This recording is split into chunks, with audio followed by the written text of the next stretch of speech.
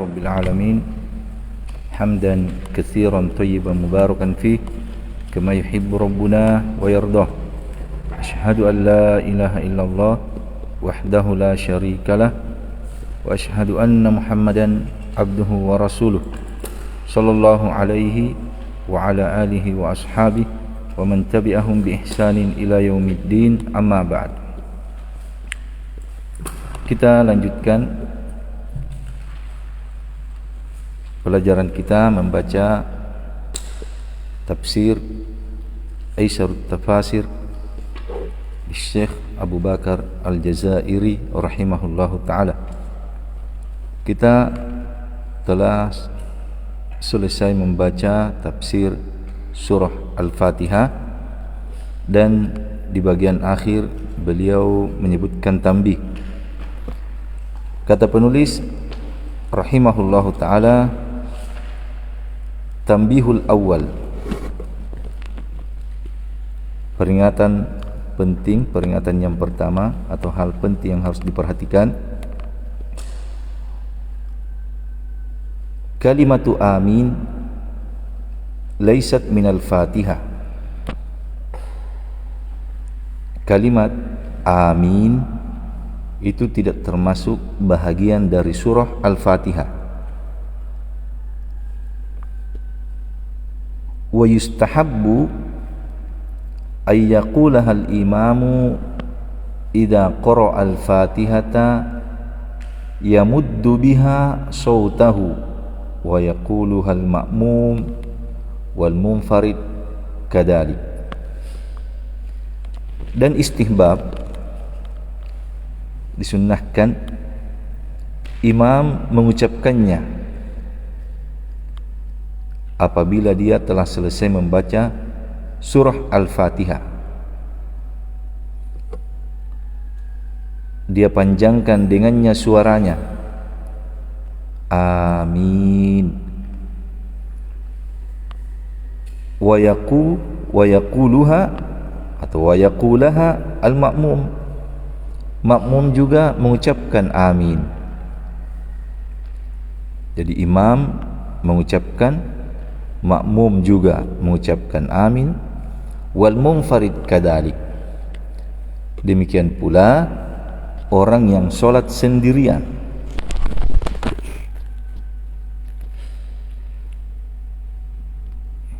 Jadi di sini ini peringatan pertama yang beliau ingatkan, bahwa amin tidak termasuk dalam surah Al-Fatihah. Disunnahkan dibaca dalam solat. Bagi imam setelah selesai membaca surah Al-Fatihah, bagi makmum dan juga orang yang solat sendirian. Liqaulir Rasuli sallallahu alaihi wasallam, sesuai dengan sabda Rasulullah sallallahu alaihi wasallam, idza ammana al-imam fa'aminu. Apabila imam telah mengucapkan amin, maka fa'aminu, maka aminlah kalian, ai qulu amin, ucapkan amin.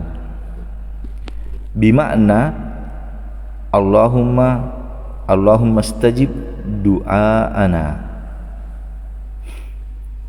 Makna amin, kata penulis rahimahullah, itu maknanya, ya Allah, terimalah doa kami. Istajabahilah doa kami. Karena dalam surah Al-Fatihah terkandung doa. Wa yustahabbul jahru biha,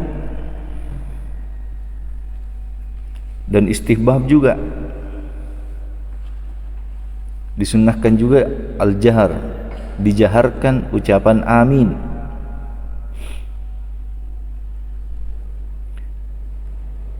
Li hadisi Ibni Majah, sesuai dengan hadis yang diriwayatkan oleh Imam Ibnu Majah, kata penulis, kana an-nabiy sallallahu alaihi wasallam idza qala ghairil maghdubi alaihim waladdallin qala amin hatta yasma'aha ahlus saffil awwal fayartajju bihal masjid.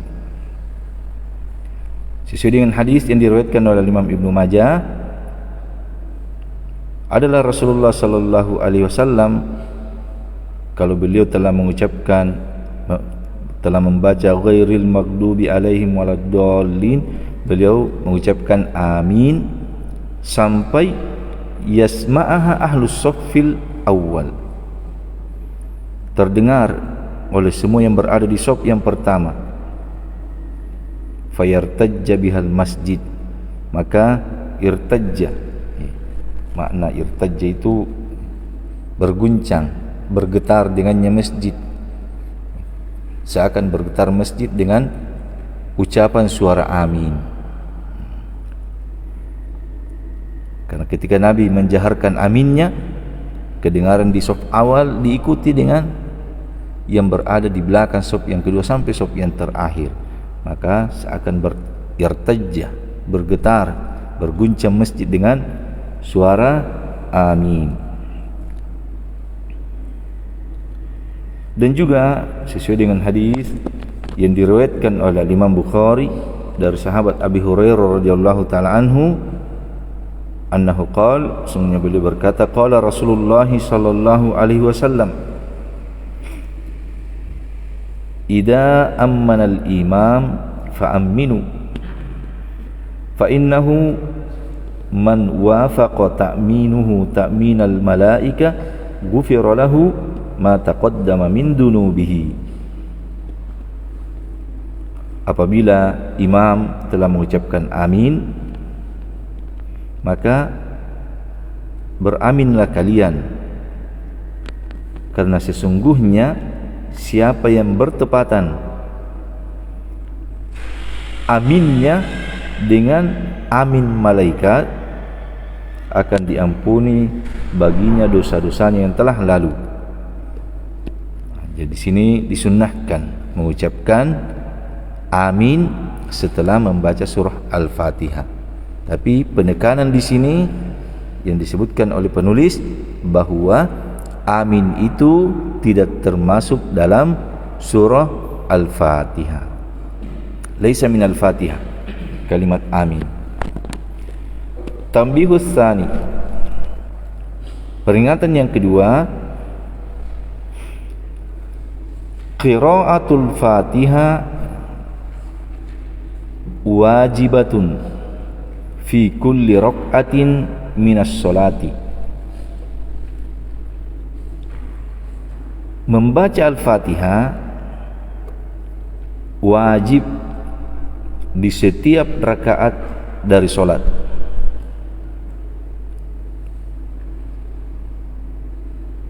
Di sini pertama beliau tekankan, ingatkan, membaca Al-Fatihah wajib di setiap rakaat dalam solat. Ammal munfaridu wal imamu fala khilafa fi dalika. Adapun untuk imam dan orang yang solat sendiri, maka ini la khilaf, tidak ada perbedaan di kalangan ulama kita tentang hal tersebut.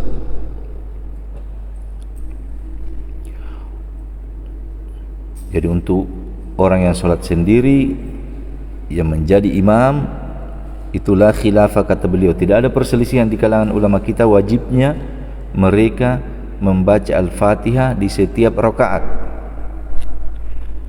Wa ammal ma'mum fa innal jumhura minal fuqaha ala annahu yusannu lahu qira'atuha fi sirriyati dunal jahriyah.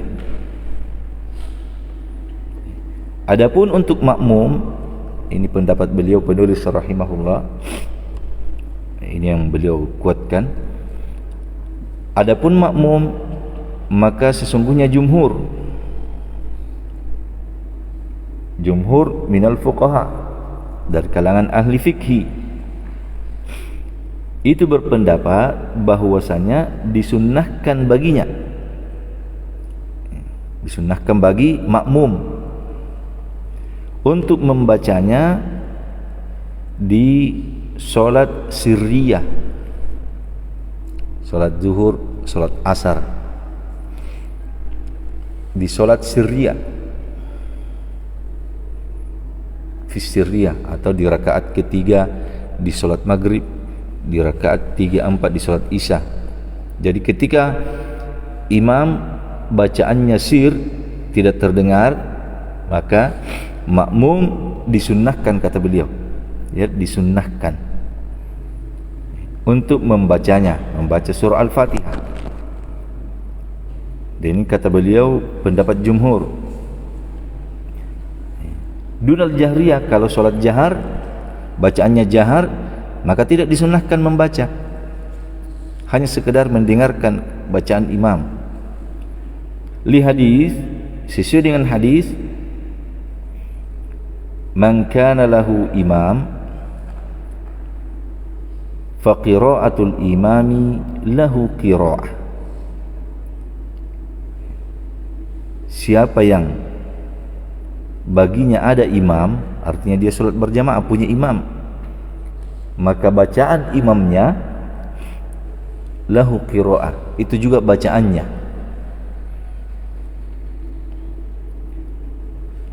Wa yakunu mukhassisan li umumi hadis la salata liman lam yaqra bi fatihatil kitab. Dan menjadilah hadis ini, kata beliau, man kana lahu imam fa qira'atul imam lahu qira'ah, itu menjadi pengkhusus, mengkhususkan keumuman hadis. Jadi ada hadis Rasulullah sallallahu alaihi wasallam yang berbunyi, tidak ada solat bagi orang yang tidak membaca Fatihatul Kitab.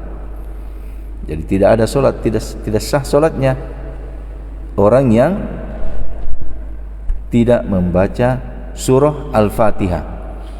Ini kata penulis, ini umum, secara umum, dikhususkan dengan hadis tadi, kata beliau.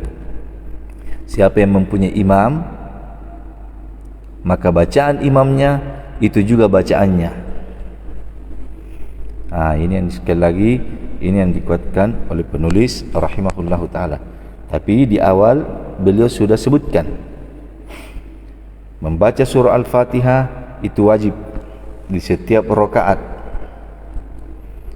Adapun orang solat sendirian atau menjadi imam, kata beliau, la khilafa fihi, tidak ada perselisihan ulama di dalam hal ini. Adapun untuk makmum, itu berarti untuk makmum ini yang ada perselisihan di kalangan ulama kita.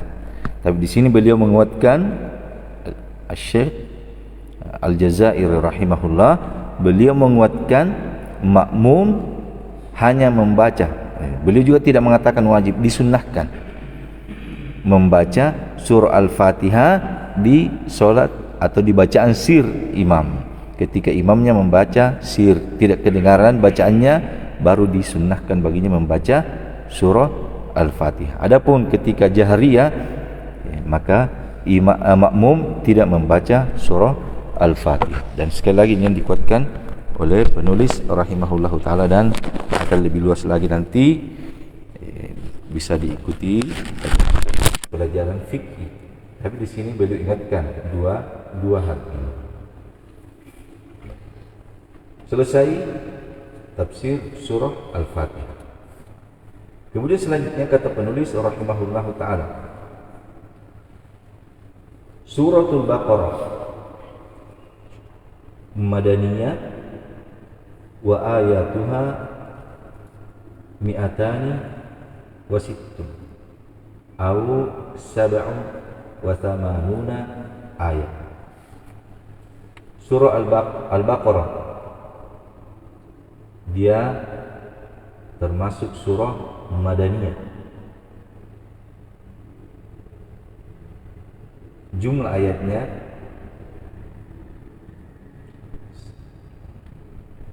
256 atau 287. Jadi ada perbedaan ulama kita, termasuk surah Al-Fatihah, termasuk surah Al-Baqarah.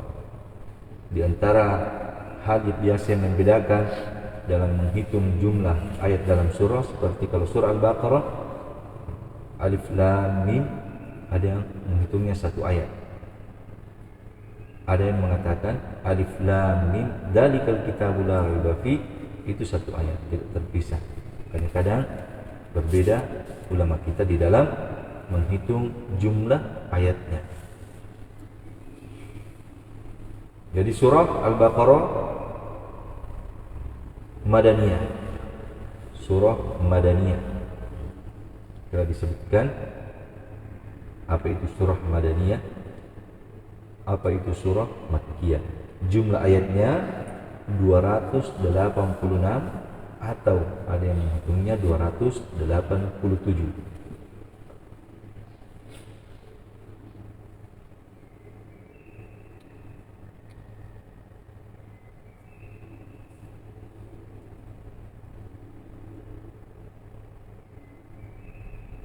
Ada beberapa riwayat yang tidak disebutkan di sini oleh penulis rahimahullah, datang dalam hadis yang sahih menunjukkan tentang keutamaan surah Al-Baqarah.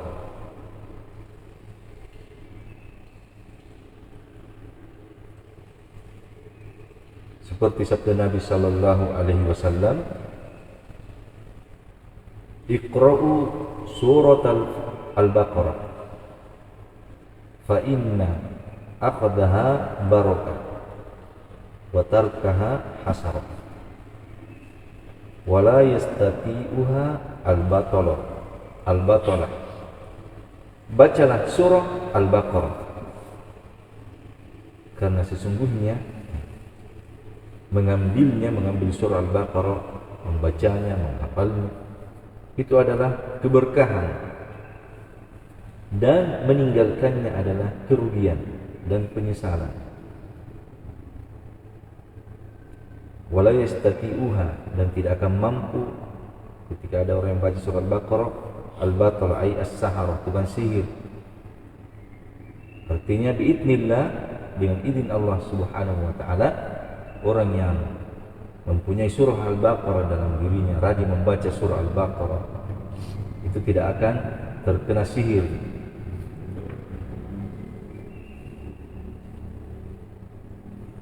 Jadi dia keberkahan. Ini diantara keutamaan surah Al-Baqarah. Dan juga diriwayatkan oleh Al-Imam At-Tirmidzi bahwasanya Nabi sallallahu alaihi wasallam pernah mengutus utusan pasukan dengan beberapa orang pasukan, jumlah pasukannya. Kemudian beliau menjadikan pemimpin pasukan tersebut adalah yang muda umurnya, bukan yang tua. Apa penyebabnya disebutkan dalam riwayat? Lihifdihi surat Al-Baqarah, karena anak muda itu menghafal surah Al-Baqarah.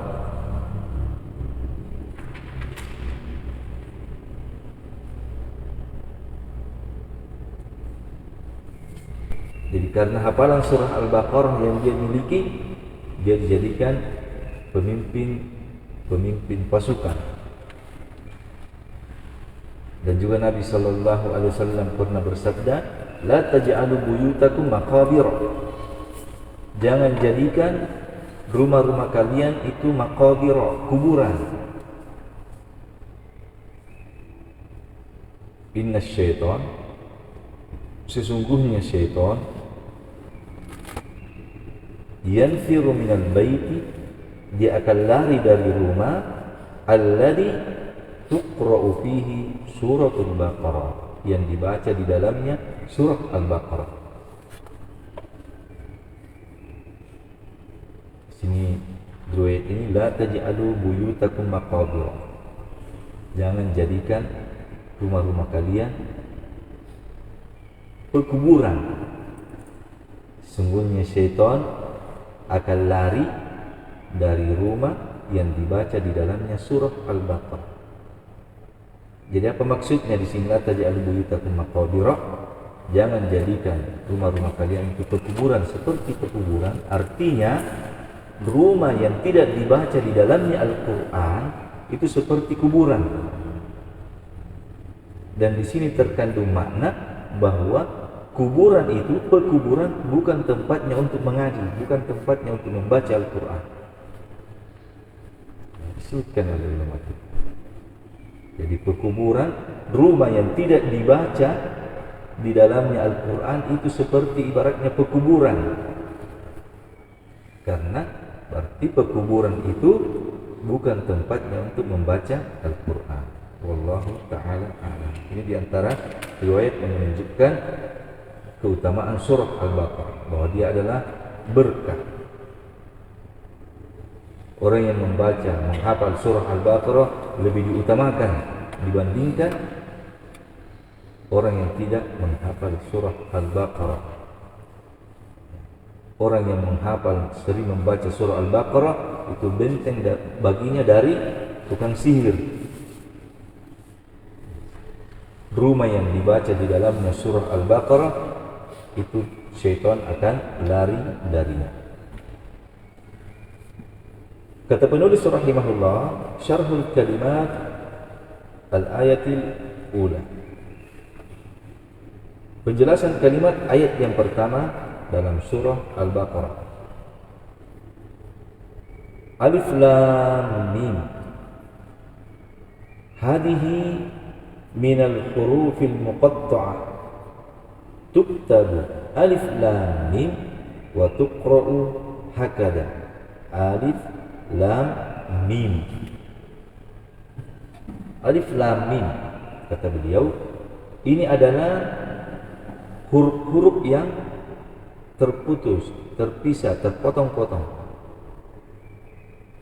Tuktabu, ditulis alif lam mim. Wa tuqra'u, dan juga dibaca demikian, dibaca alif lam mim.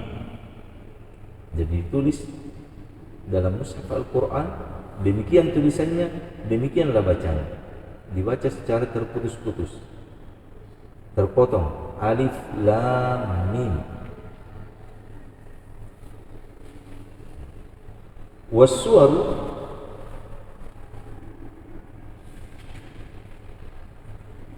al-mufattataha bil hurufil muqatta' tis'un wa isruna suratan. Dan surah di dalam Al-Quran yang dimulai dengan huruf-huruf yang terputus, yang tidak tersambung, itu ada 29 surah.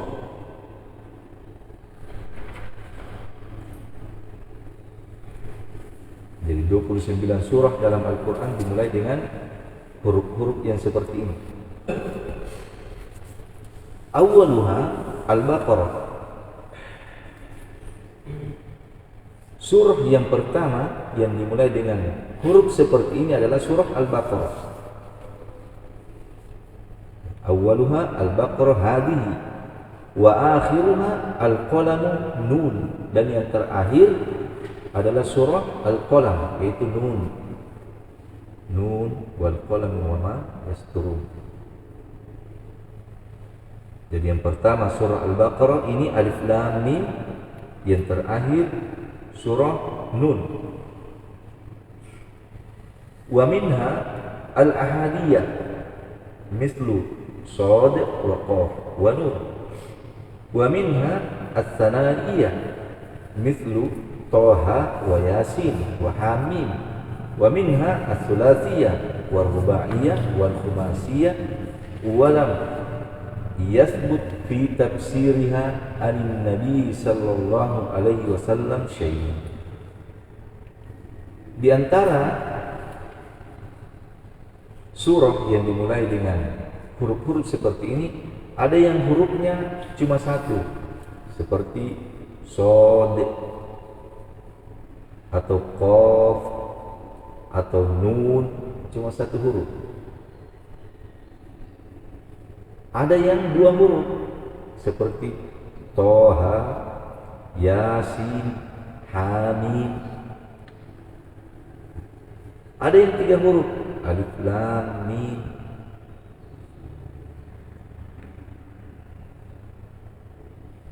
Ada yang empat huruf, Alif Lam Mim Ra. Ada yang lima, kata beliau.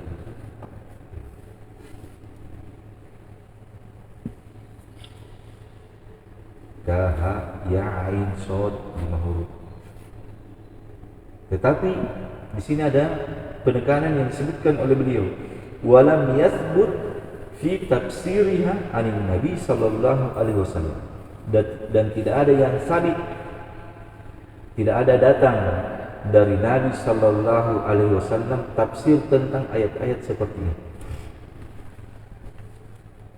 Jadi tidak ada tafsir dari Nabi yang menafsirkan apa tafsir Alif Lam Mim, apa tafsir Hamim, apa tafsir Nun. Tidak ada yang sabit dari Nabi sallallahu alaihi wasallam. Ini kalau ada yang seperti ini harus senantiasa kita ingat sebagai kaidah umum yang bisa kita ingat ketika membaca Al-Quran misalnya, bahwa semua huruf-huruf muqatta'ah yang disebutkan tadi, ada 29 surah yang dimulai dengan huruf-huruf muqatta'ah, itu tidak sabit dari Nabi sallallahu alaihi wasallam. Tidak ada yang datang dari Nabi yang sah, yang sahih, yang menjelaskan tafsir ayat-ayat seperti itu. Jadi selalu kita ingat. Wa kaunuha minal mutasyabih alladhi ista'thara Allah ta'ala bi'ilmihi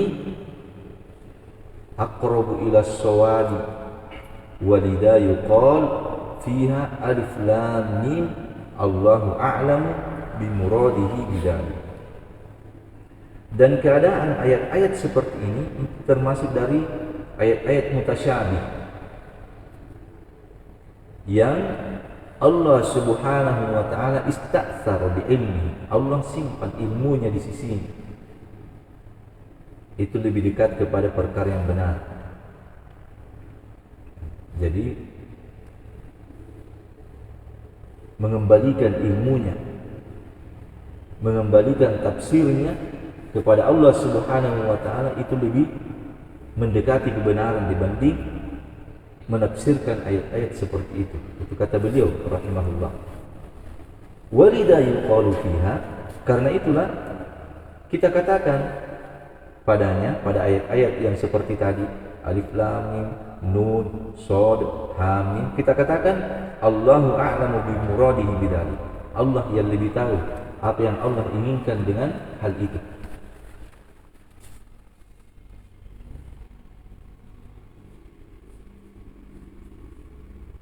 Jadi Allahu a'lamu bimuradihi, Allah yang lebih tahu. Walaupun sebagian ulama kita membahas tentang apa tafsir, apa yang diinginkan dari Alif Lam Mim, apa tafsir Hamim, apa tafsir Nun, ada dalam kitab-kitab tafsir. Nanti setelah meluas antum bisa baca nantinya penjelasan. Tetapi di sini secara ringkas beliau kuatkan bahwa yang lebih mendekati kebenaran kalau kita katakan Allahu a'lamu bimuradi, Allah yang lebih tahu apa yang Allah inginkan dengan firman-Nya tersebut.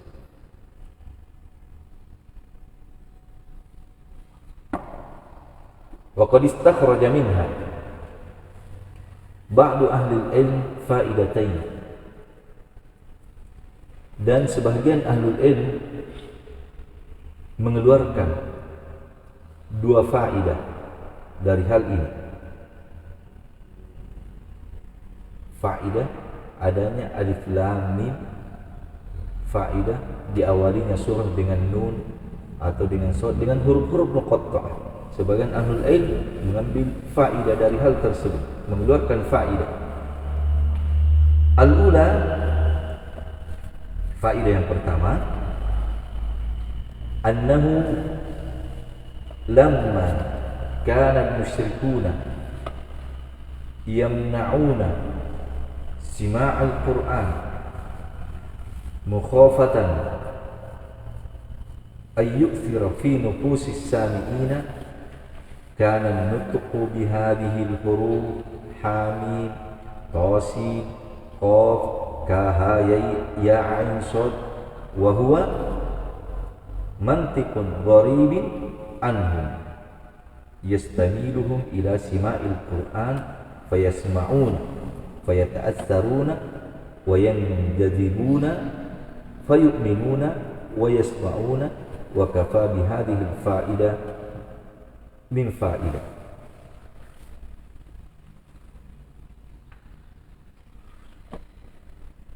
Yang pertama, kata penulis rahimahullah, ketika orang-orang musyrikin melarang orang untuk mendengarkan Al-Quran. Jadi ketika turun Al-Quran kepada Rasulullah, itu orang-orang musyrikin melarang manusia untuk mendengarkan Al-Quran. Wa qala alladziina kafaru la tasma'u li hadzal Qur'an. Berkata orang-orang kafir, jangan kalian mendengar terhadap Al-Quran ini. Jadi mereka melarang manusia untuk mendengarkan Al-Quran. Kenapa?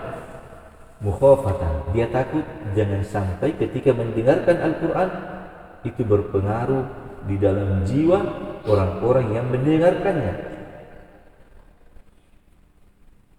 Kalau sudah terpengaruh, dia akan ikut dengan Al-Quran. Karena itu orang-orang musyrikin melarang, orang-orang kafir melarang manusia untuk mendengarkan Al-Quran. La tasma'u li hadzal Quran. Maka ketika dimulai dengan huruf-huruf seperti ini, alif lam mim, ha mim, Tosin, Kaf, Ha, Ya, Ain, Sod, Qaf dan yang selainnya. Kalau dimulai dengan huruf-huruf seperti ini, yastamiluhum. Mereka pasti akan terkaget, tertarik, condong, ingin untuk mendengarkannya. Karena tidak seperti dengan bahasa mereka sehari-hari. Mereka kan orang-orang Arab fasih dalam bahasanya. Tapi ketika didatangkan dengan huruf-huruf seperti ini, mereka akan tertarik, condong hatinya untuk mendengarkan. Kenapa ada huruf-huruf seperti ini? Maka mereka pun mendengarkannya. Fayata'atsaruna, mereka akan terpengaruh. Wa yanjadibuna, mereka akan tertarik. Maka mereka pun akan beriman dan mendengarkan Al-Quran. Dan cukuplah ini sebagai faedah yang sangat agung. Ini satu faedah. Dan biasanya alhamdulillahirabbil alamin, tabarakalladzi biyadihil mulk. Ini huruf-huruf terputus, alif lam mim. Maka orang-orang musyrikin yang awalnya melarang mendengarkan Al-Quran, ketika mendengar disebut apa ini, kenapa ada yang lain-lain, mereka pun mendengarkan. Dan mereka kalau sudah mendengarkan satu ayat, dua ayat, karena mereka paham, punya pengaruh dalam diri mereka. Wasaniyah, faedah yang kedua, lamma ankarul musyrikuna kaunul Quran kalamullah awhahu ila rasulih Muhammad sallallahu alaihi wasallam, kanat hadhihi al-huruf bimuthabati al-mutahaddi lahum ka'annaha taqulu lahum inna hadha al-Qur'an mu'allafun min mithli hadhihi al-huruf fa'allifu antum mithlahu. Faedah yang kedua, ketika orang-orang musyrikin mengingkari keberadaan Al-Quran, bahwa dia itu adalah kalamullah. Jadi orang-orang musyrikin tidak meyakini bahwa Al-Quran itu kalamullah. Orang-orang musyrikin menganggap Al-Quran itu qaulul bashar, ucapan manusia biasa. Jadi orang-orang musyrikin dia mengingkari bahwa Al-Quran itu kalamullah. Dia mengatakan itu ucapannya Muhammad. Maka Allah wahyukan kepada Rasulullah sallallahu alaihi wasallam huruf-huruf ini. Alif Lam Mim. Jadi seakan kedudukan ini tantangan untuk orang-orang musyrikin. Seakan-akan dikatakan kepada mereka, inilah Al-Quran. Kata penulis, inilah Al-Quran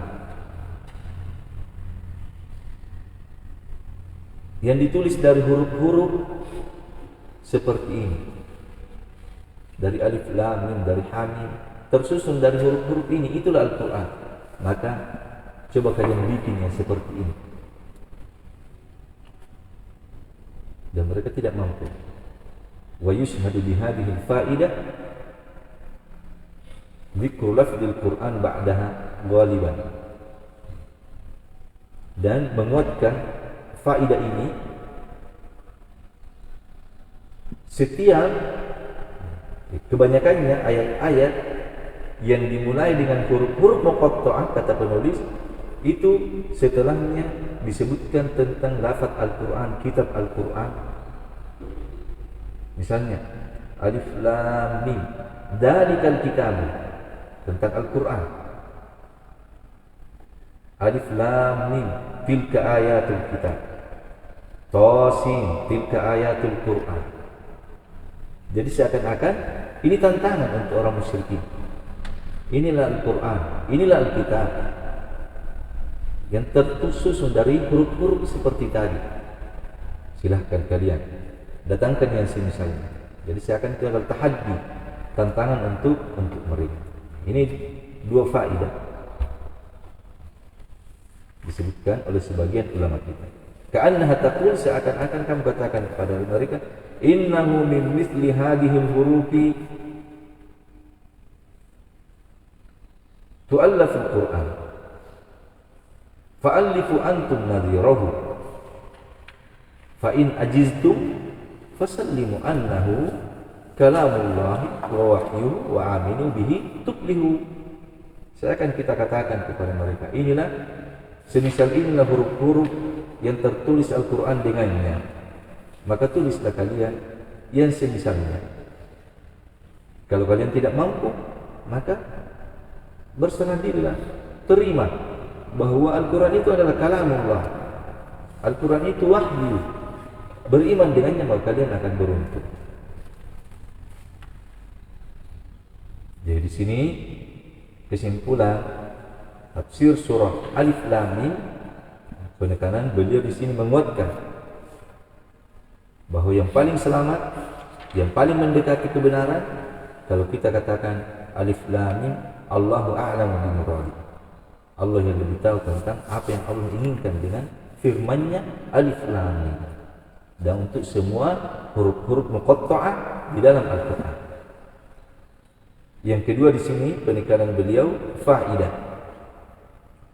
Faidah adanya hal-hal seperti ini di dalam Al-Quran, Alif Lam Mim dan yang selainnya, bahwa faidah yang pertama, ketika orang-orang musyrikin, orang-orang kafir melarang manusia untuk mendengarkan Al-Quran karena takut ketika mendengarkan Al-Quran akan memberikan pengaruh di dalam dirinya, maka datanglah huruf-huruf seperti ini.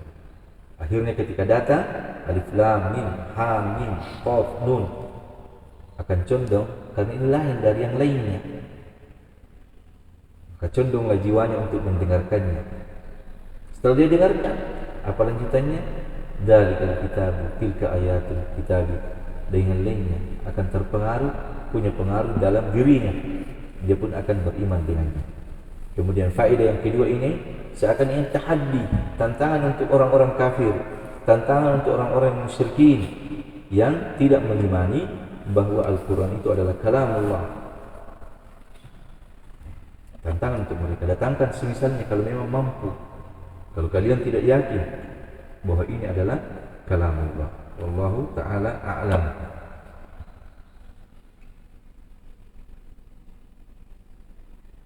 Kemudian kata penulis rahimahullah, syarhul kalimat al-ayat ats-tsani, penjelasan kalimat ayat yang kedua. Dalikal kitabu la raiba fihi hudal lil muttaqin. Dalika hada. Jadi dalika itu asalnya isim isyarah lil ba'id, untuk yang jauh. Dalika itu.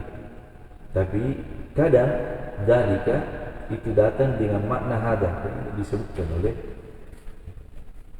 ahli tafsir, juga ahli nahwu menyebutkan hal tersebut. Dalika, kata beliau, hada, maknanya ini. Wa innama uddila an lafzi hada ila dalika lima tufiduhu al-isyaratu bilamil bu'd min uluwil manzilah wartifa'il qadar wasya'an. Kata penulis rahimahullah, dalika itu maknanya hada, asalnya artinya hada, itu asalnya. Adapun diganti dari lafaz hada kepada dalika, kata beliau, ini memberikan faedah isyarat bilamil bu dengan lam ba'id,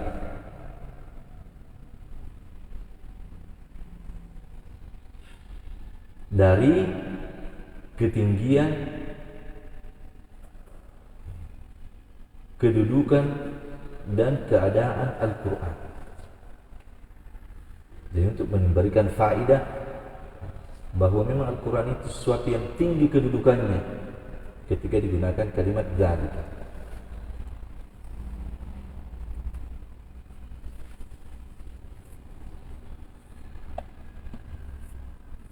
Dzalika ini, jadi diterjemahkan ini, tidak diterjemahkan itu. Asalnya kan dzalika itu, isyarah lil ba'id itu. Nah, tapi ketika kita terjemahkan dzalika ini, hada ini, dzalikal kitabu, inilah al-kitab, ay al-Qur'anul Karim alladhi yaqra'uhu Rasulullah sallallahu alaihi wasallam 'alan nas. Inilah Alkitab. Jadi perhatikan, dalika terjemahkan nanti ini, jangan diterjemahkan itu. Alkitab yaitu Al-Qur'anul Karim yang Rasulullah sallallahu alaihi wasallam bacakan kepada manusia. Jadi Alkitab dalam surah Al-Baqarah, dalikal kitabu. Alkitab di sini diinginkan Al-Qur'an. Inilah Alkitab, inilah Al-Qur'anul Karim yang dibaca oleh Rasulullah kepada manusia. La raiba, la tidak ada, raiba la syakka fi annahu wahyullahi wa kalamuhu auhahu ila rasulih sallallahu alaihi wasallam. Raiba itu maknanya la syakka, tidak ada keraguan. Jadi raiba, ragu, tidak tetap.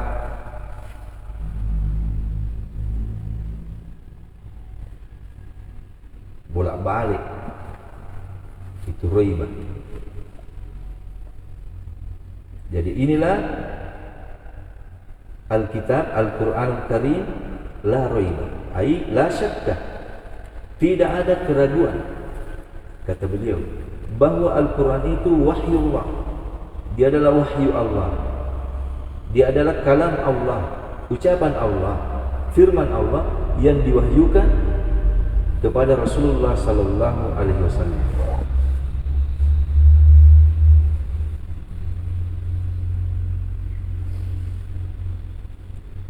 Kemudian kata penulis, fihi hudan, di dalamnya petunjuk. Dalalatun ala tariqi al-musili ila as-sa'adati wal kamali fid daraini. Fihi hudan, di dalam Al-Quran itu ada petunjuk.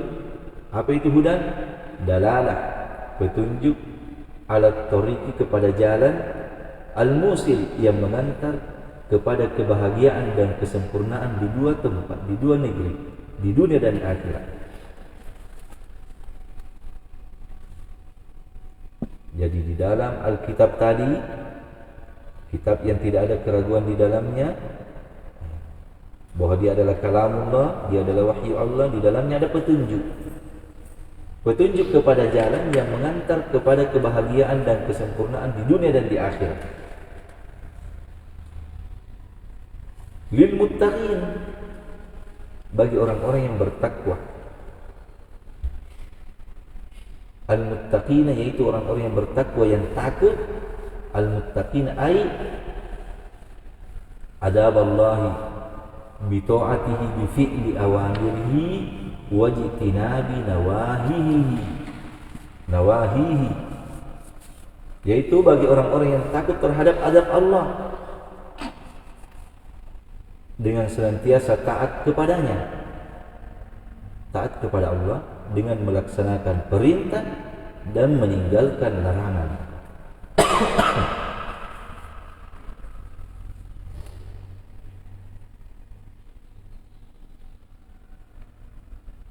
Jadi zalika, inilah Alkitab, yakni Al-Quran, la raiba, tidak ada keraguan bahwa Al-Quran itu adalah wahyu, adalah firman Allah yang diwahyukan kepada Rasulullah.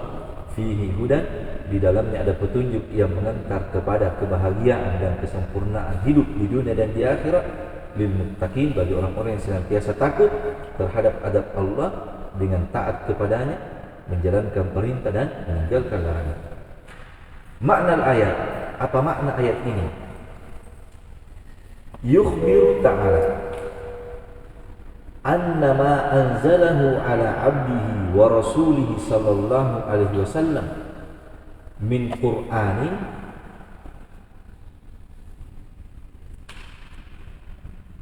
yumthilu kitaban fahman aziman la yahtamilu syakka wa la yatatarraqu ilaihi ihtimal kaunihi ghairu wahyillahi wa kitabihi bihal wa dhalika li'ijazihi wa ma yahmiluhu min hudan wa nurun li ahli al-iman wat taqwa yahtaduna bihima ila sabilis salami was sa'adati wal kamal. Makna ayat, dzalikal kitabu la raiba fihi hudan lil muttaqin. Allah mengkhabarkan bahwa apa yang dia turunkan kepada hambanya, yakni Rasulullah sallallahu alaihi wasallam, apa yang Allah turunkan kepada hambanya dan Rasulnya sallallahu alaihi wasallam dari Al-Quran,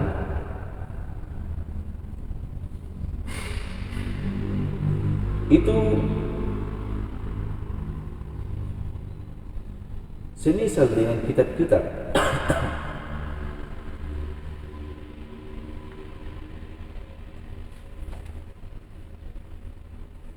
dia adalah kitab yang mulia dan agung,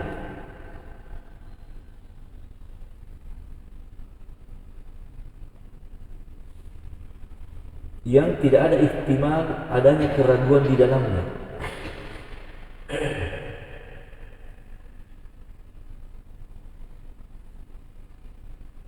Dan tidak akan masuk kepadanya ihtimal bahwa dia itu bukan wahyu dari Allah. Artinya, suatu hal yang pasti, Allah telah kabarkan bahwa Al-Quran itu tidak ada keraguan di dalamnya.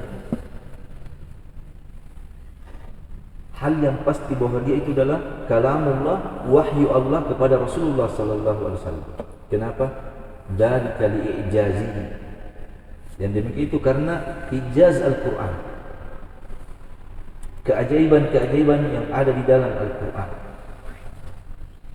dan apa yang terkandung di dalamnya dari petunjuk dan cahaya untuk orang-orang yang beriman dan bertakwa. Yang orang-orang yang beriman, bertakwa, mengambil petunjuk dari Al-Quran kepada jalan kebahagiaan dan kesempurnaan.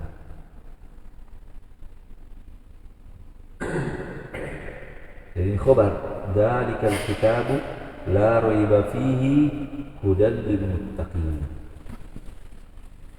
Inilah Alkitab, yakni Al-Quran, la raiba fihi. Di sini ada dua bacaan biasa disebutkan oleh ulama kita. Ada yang membaca la raiba fihi hudal lil muttaqin. Ada yang membaca la raiba fihi hudal lil muttaqin. Jadi tidak ada keraguan di dalamnya, di dalam Al-Quran, bahwa dia itu adalah kalamullah, wahyu Allah kepada Nabi kita Muhammad sallallahu alaihi wasallam, petunjuk bagi orang-orang yang bertakwa. Hidayatul ayat, pelajaran yang diambil dalam ayat. Pertama, al-ula taqwiyatul iman billahi ta'ala wa kitabihi wa rasulihi sallallahu alaihi wasallam wal hathu ala talabil hidayati minal kitabil karim.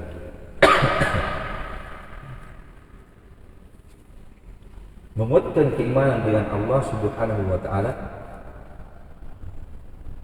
dan kitabnya dan rasulnya. Dan di sini dalam ayat ini anjuran yang kuat untuk mencari petunjuk hidayah dari Alkitab Al-Karim, dari kitab yang mulia ini, Al-Quran. Jadi ketika Allah Subhanahu wa taala sebutkan hudal lil muttaqin, di sini ada pelajaran berharga bahwa kalau ingin mendapatkan hidayah, ingin mencari petunjuk, jangan cari di tempat yang lain. Cari di sini. Dzalikal kitabu la raiba fi hudal lil muttaqin.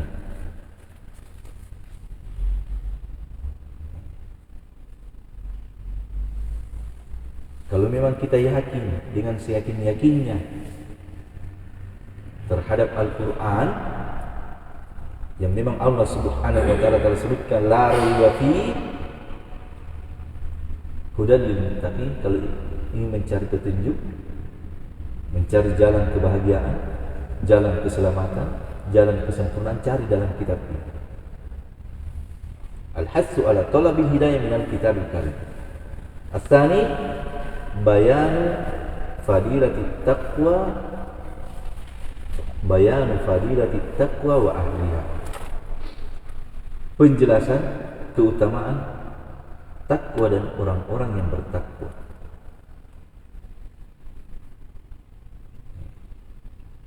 Sebagian ulama menyebutkan bahwa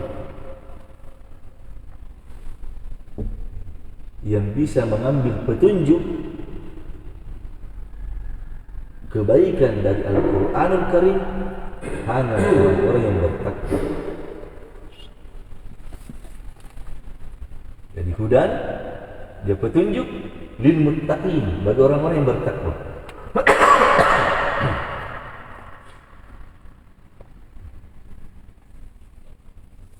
Jadi hanya orang-orang yang bertakwa yang bisa mengambil petunjuk dari Al-Quran. Hanya orang-orang yang bertakwa yang bermanfaat Al-Quran itu kepadanya. Kalau bukan orang yang bertakwa, orang zalim dan yang selainnya, tidak memberikan manfaat. Dibacakan Al-Quran kepadanya, tidak memberikan manfaat. Dia membaca Al-Quran tapi tidak dibangun di atas ketakwaan, tidak memberikan manfaat. Karena itu di sini disebutkan bayan keutamaan takwa dan orang-orang yang bertakwa. Ya, sampai di sini insyaallah taala. Kita sudah selesai dalam ayat yang kedua dari surah Al-Baqarah. Mudah-mudahan ada manfaatnya apa yang disebutkan oleh penulis rahimahullah ta'ala. Jadi Alif Lam Mim tafsirnya kata penulis yang paling mendekati kebenaran dan paling selamat kita katakan Allahu a'lam bimuradi. Allah yang lebih tahu apa yang Allah inginkan dengan firman ini. Alif Lam Mim, Ha Mim, Qaf, Nun dan yang lainnya. Ada dua faedah yang disebutkan oleh penulis rahimahullah. Ada dua faedah. Faedah yang pertama, ketika datang huruf-huruf seperti ini mengundang perhatian orang-orang untuk mendengarkannya. Di mana asalnya mereka melarang, orang-orang musyrikin melarang untuk mendengarkan Al-Quran. Faedah yang kedua sebagai tahaddi, tantangan untuk orang-orang musyrikin. Ini Al-Quran yang tersusun dari huruf-huruf seperti ini. Coba kalau mampu datangkan yang semisalnya. Ini ayat yang pertama. Ayat yang kedua, dzalika itu maknanya hada. Inilah Alkitab, yakni Al-Quranul Karim. Inilah Alkitab, Al-Quranul Karim. La raiba, tidak ada keraguan bahwa Al-Quran itu kalamullah, bahwa Al-Quran itu wahyu Allah kepada Rasulullah sallallahu alaihi wasallam.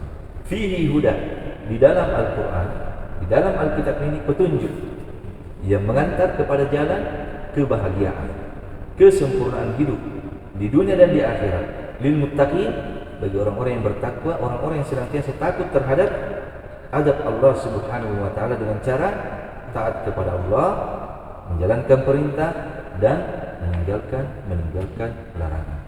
Wa sallallahu ala nabiyyina Muhammadin wa ala alihi wa ashabihi ajma'in wa akhiru da'wana alhamdulillahi rabbil alamin.